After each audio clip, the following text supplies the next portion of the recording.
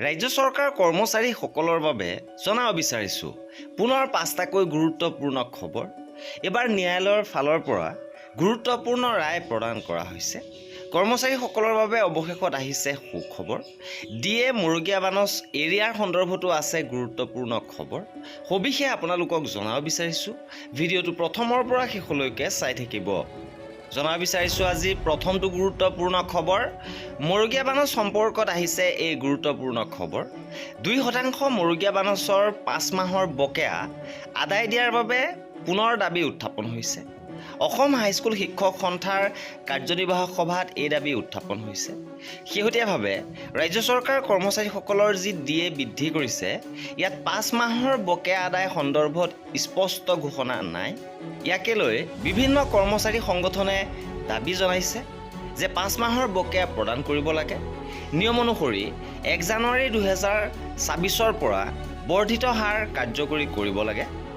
উল্লেখযোগ্য যে একেখন ৰাজ্যতে দুখন নীতি কৰ্মচাৰীসকলৰ মাজত বিভেদৰ সৃষ্টি কৰিছে।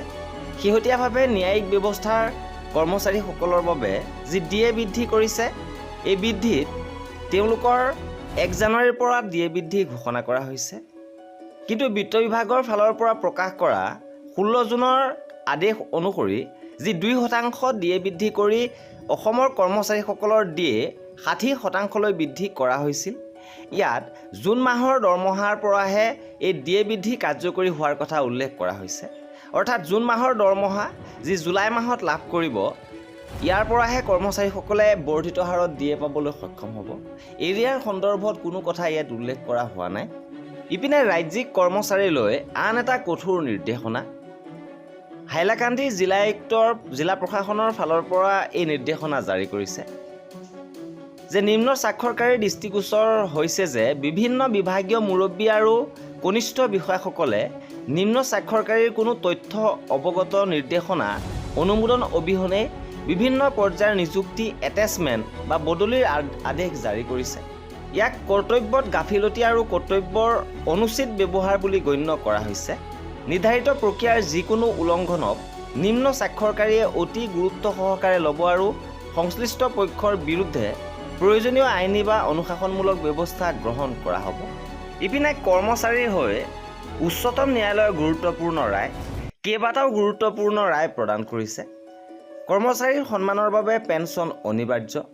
উচ্চতম ন্যায়ালয়ে কৈছে পেঞ্চন কেৱল আৰ্থিক সকাহ নহয়, ই কৰ্মচাৰীৰ সন্মান আৰু গৰিমাৰ প্ৰতীক।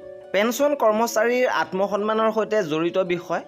ইয়াক দয়া বা অনুগ্ৰহ নহয়, বৰঞ্চ তেওঁলোকৰ অধিকাৰ বুলি গণ্য কৰা হওক। উচ্চতম ন্যায়ালয়ে নিজৰ এক গুৰুত্বপূৰ্ণ সিদ্ধান্তত কৈছে যে কৰ্মচাৰীৰ সন্মান আৰু গৰিমা অক্ষুণ্ণ ৰখাৰ বাবে পেঞ্চন ব্যৱস্থা অত্যন্ত আৱশ্যকীয়।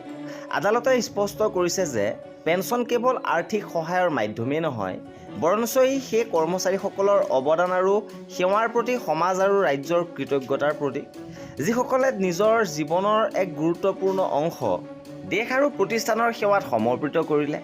উচ্চতম ন্যায়ালয়ে কেন্দ্ৰ আৰু ৰাজ্য চৰকাৰসমূহক কৈছে যে কৰ্মচাৰীৰ পেঞ্চন সম্পৰ্কীয় নীতিবোৰ সংবেদনশীলতা আৰু ন্যায়সংগত দৃষ্টিভংগীৰে কাৰ্যকৰী কৰক। ইপিনে এডহক কৰ্মচাৰীসকলৰ বাবে উচ্চতম ন্যায়ালয়ে ডাঙৰ ৰায় প্ৰদান কৰিছে। এতিয়াৰে পৰা সৰু সুৰা কৃত্ৰিম সেৱা বিৰতিয়ে নিয়মীয়াকৰণত বাধা দিব নোৱাৰিব।